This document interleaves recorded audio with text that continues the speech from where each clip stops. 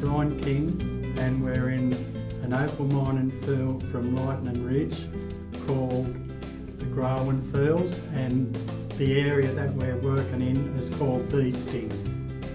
It's my mine and my son's, and we've been working here for approximately 10 years.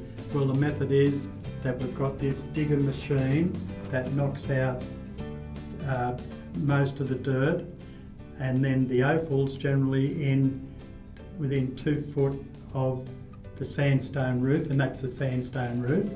And then to get at that opal, we use jackhammers.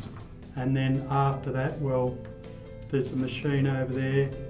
You've already got photos of that, the bogger. Yeah. That picks up the dirt and takes it to the hoist, which goes up and tips it onto the truck. 40 years I've been mining up here and loving it. Now that I'm older, well, a couple of days a week's all right. My attitude is, well, I didn't find anything today. You know, most likely find something tomorrow.